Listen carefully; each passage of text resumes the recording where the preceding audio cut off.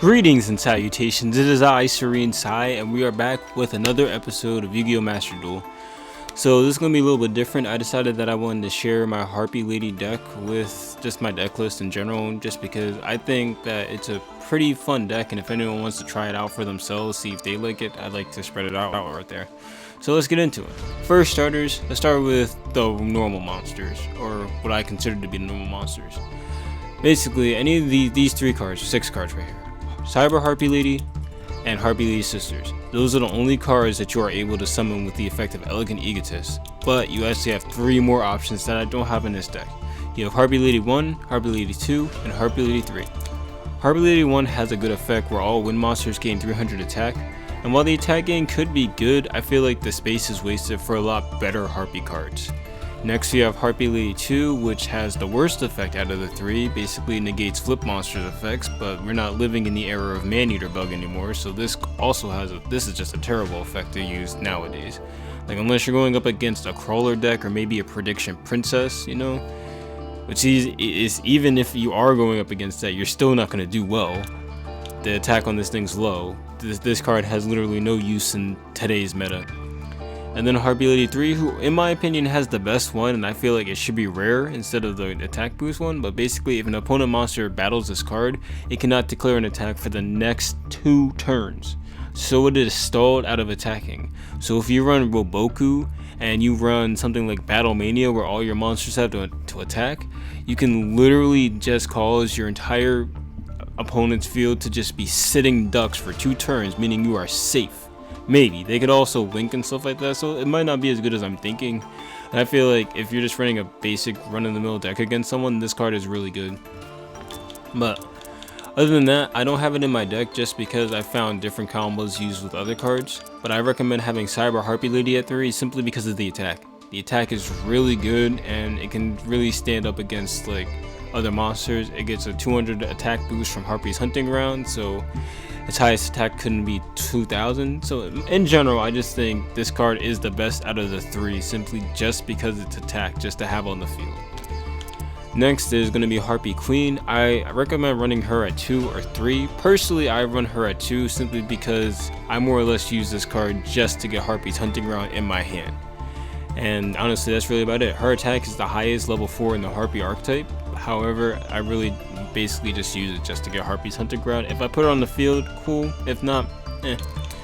Next we have Harpie Channeler. This is a 2 or 3 situation, to be quite honest with you. This card is really good at making plays by itself. If you get this card first turn, you can make really good plays if you have a Harpie card in your hand. And to go with that play is Harpie Harpist. Now Harpie Harpist I have at 3 instead of Harpie Channeler because I feel like Harpie Harpist graveyard effect is really good. So if your monster destroys it by battle, it always gets this graveyard effect unless, you know, negates. But this graveyard effect allows you to add a winged beast monster with 1500 or less attack from your deck to your hand, and that is really good for Harpie because most Harpie monsters actually have 15% or less. 1500 or less, so it lets you basically grab a Harpie monster for free.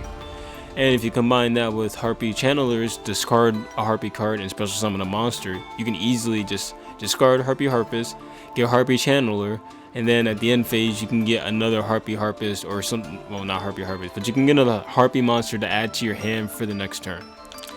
And speaking of monsters to summon using Harpie Channeler, Harpie Perfumer is probably your go-to monster, due to the fact that when it's normal or special summon, you can add a Harpie spell card to your hand, well, spell or trap card. And 9 times out of 10, the one you want to get is Elegant Egotist. It's just very good to have. And if you do, you want to summon Harpie Lady Sisters, because if you have Harpie Oracle in your hand, if a level 5 or higher Harpie monster is on the field, you can special summon it. And when this card is normal or special summon, you can get one of the spells that you just used back to your hand at the end phase. So honestly, it's just those 2 work in combo. As far as how many you can have, I recommend having her at max because it's just really good to have a way to get your spells to your hand quickly. And then I just recommend having him at maybe like, or her at 2, 3. It all depends on you. You could probably have both of them at max, but I love having this card at max. And next, Harpie Lady Sisters, you have to have them at 3. Being able to just have it, because while it is the weakest boss monster from OG Yu-Gi-Oh! With 1950, in this deck you need to have it just because of the other effects that go with it. plus it goes along with a pretty cool card that I found. And next we have Harpie's Pet Dragon. Personally, I have this at a 2, the same reason for why I have Harpie Chandler as a 2. This counts as a Harpie card that you can actually summon to the field using this effect, but this card also has an additional effect. When the dragon type's on the field, it becomes a level 7. Since they're both level 7s, it equals some pretty sick XYZ plays. So that's really the main reason why I even have this card in this deck. Its 300 attack and defense for the Harpie monsters is pretty cool, but that doesn't really amount to much. But with Link, it does get a little bit crazy because you can have the Link monster in that field, or even the Synchro. So it has merit to be used as an attack monster, but it doesn't have any other effects. And then there's the other Harpie's Pet Dragon, which is the baby Pet Dragon, which has a decent effect, but it's not really enough to put in the deck. Plus, it technically clashes with her effect because he won't turn into a level 7. And then the only other card that is not a Harpie monster is Dark Samora. There's a reason I have this card in my deck, and the main reason is its effect. Your opponent cannot set cards. It's a really good lockdown to prevent people from putting down spells and traps, or even just putting monsters in attack position, because you have to set them if you want to normal summon them. You cannot like normal summon them. You can flip summon them afterwards, but no, I'm sorry, you can't set them in defense position. Like, let's say I have a really strong monster in the field, you can't try to protect yourself. You have to normal summon it, which is really good for sometimes because it'll cause people to kind of rage quit. Onto the spell and trap cards, I recommend 3 Elegant Egotists. I don't think I need to explain why, but yes, 3 of these things. They will help you tremendously, and you can easily recycle them with these 2 cards right here. Harpie's Feather Duster. Look, I waited years for this card to be unbanned and put at 1. It works well with this deck due to another card, but yes, you want to have Harpie's Feather Duster. This is a card that is kind of optional, to be honest. I use it because honestly, having Harpie Lady's Sister in your hand, you can't do anything with it. You can't normal summon it, you have to use it Elegant Egotist, so it's kind of just useless in your hand. So what this card does, it allows you to place a level 6 monster from your hand or in the field back to the bottom of the deck, and then you can draw 2 cards. And it's not like it's hard to get her back out because you can just summon her with Elegant Egotist, so I think it's a pretty nice draw 2 to have in your deck. Then we have Harpie's Hunting Ground. 2 or 3, to be honest. The only thing that you have to be careful with this card is that it will, if you only have this card as a spell card, you gotta really play around not activating it. That way you don't destroy it, because that boost could either save or hurt you. So you gotta make sure that you play around it. Like if your opponent has 3 traps cards on the field and you're about to summon your 4th monster after you destroyed the 3, don't do it. Hysteric Sign, a card I recommend at 2 or 3. Basically, when it's activated, you can add an Elegant Egotist from your deck to your hand, and then it doesn't state this, but it has to be the end phase after this card is activated. So then your next end phase is when the secondary effect. When the card is destroyed, you could add 3 Harpie cards with different names from your deck to your hand. But again, it doesn't state it, but this has to be the turn after you activate it. Otherwise, it will not work. Unlike this card, Alluring Mirror Split, which actually is one of the newer support cards they added for Harpie Lady. I personally prefer this one over the other ones though. This one allows when a Harpie Lady or Harpie Lady Sister is destroyed, you can special summon another one from your deck. And if it's destroyed, you can target one in the graveyard and special summon it. So I personally feel like that's a really good effect and card, to be honest. It's just like, it's better than the other ones that they gave. Like, I'll give you some examples. Like for instance, this one right here, target 3 Harpie Lady or Sisters in your graveyard, shuffle them into the deck, draw 1 card. And if you control a level 5 or higher, you can draw 2 cards. Like, that's a decent draw 2 effect right there. Yeah, and you're recycling your Harpie Ladies. Like, I'm not denying that is a good effect.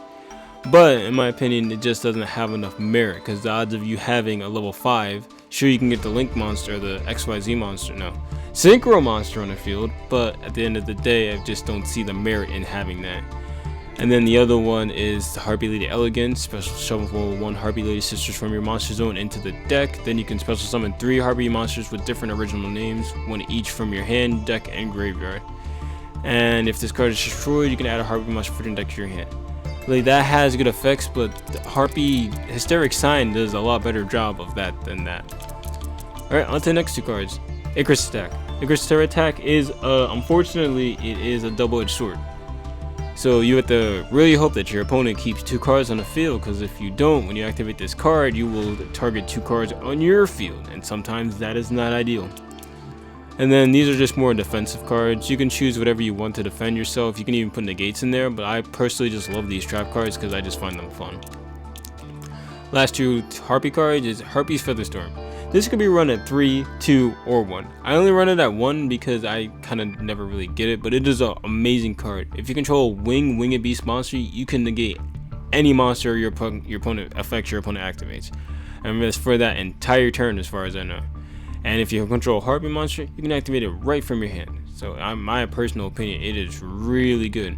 And if it's destroyed while it's in your spell and trap zone, you can activate you can add a Harpie's Feather Duster to your hand. So it is really good. Probably one of the reasons why I have it at 1, because I wouldn't really be able to. Never mind, actually, this card you should definitely have at 2 or 3, because you can just recycle this from the graveyard. I didn't read that effect. Might do some tweaking later. And then last but not least is Hysteric Party.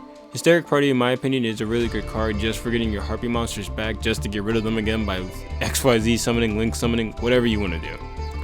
And then finally, we're going to move on to the extra deck. So obviously, I feel like you should have Cyber/Harpie Lady. Its effect is kind of lackluster in my personal opinion, but it is definitely good at disrupting plays, because anytime a spell or trap card is activated, you can target a monster your opponent controls or a Harpie monster, return it to the hand. So it's a really good way to get rid of monsters that are like cannot be destroyed by this, that, and next, because you can just say, oh, you put a lot of resources into that card. Floop. Nah, get out of my sight. Lightning Shidori. One of my favorite XYZ cards. Unfortunately, I just don't like that it has to be wind monsters. I would love to use this in other decks.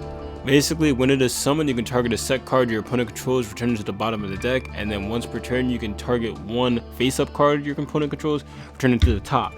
So you can constantly stall your opponent out of their draw. In my deck, you can do it 4 times if you summon 2 of these, but you can stall their deck for like 4 different turns, essentially. This is a card that I recently put in there. I forgot what I had in there to replace it. I think it was a Raid Raptor card. I decided to put this one in there anyway instead. So this is Ice Beast Seraphim. Once per turn, you can detach 1 XYZ monster, negate the effects of as many face-up cards your opponent controls as possible, and if you do, this card gains 300 attack for each face-up card currently in the field.